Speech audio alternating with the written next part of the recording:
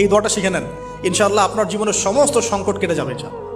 আমি নিজেও এই দোয়াটা বেশি বেশি করার চেষ্টা করি। দোয়াটা হচ্ছে, মুসা আলাইহিস সালাম একটা গাছের নিচে হেলান দিয়ে বসলেন, বসে দেখলেন দুজন মেয়ে দাঁড়িয়ে আছে দূরে, পানি নিতে পারছে না, লোকজন পানি নিয়ে যাচ্ছে, ওরা দাঁড়িয়ে আছে বেচারি।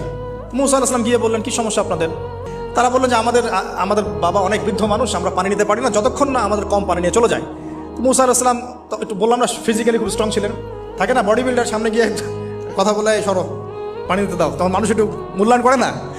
তো মুসা আলাইহিস সালাম এভাবে পানি নিয়ে দিলেন এবং বাছুরদেরকে পানি পান করালেন, করিয়ে গাছের নিচে এসে বসে আছেন। বসে বসে তিনি দোয়া করছেন, এই যে দোয়াটা তিনি দোয়া করছেন, রব্বি, একটা নেক কাজ করলেন না, মানুষের উপকার করলেন, নেক কাজ করে এসে গাছের নিচে বসে দোয়া করছেন, আল্লাহ এখানে তো আমার খাবার পানি বাসস্থান কিছুই নাই, আমি কি করব? রব্বি ইন্নি লিমা আনজালতা ইলাইয়া মিন খায়রিন ফাকির, রব্বি ইন্নি লিমা আনজালতা ইলাইয়া মিন খায়রিন ফাকির।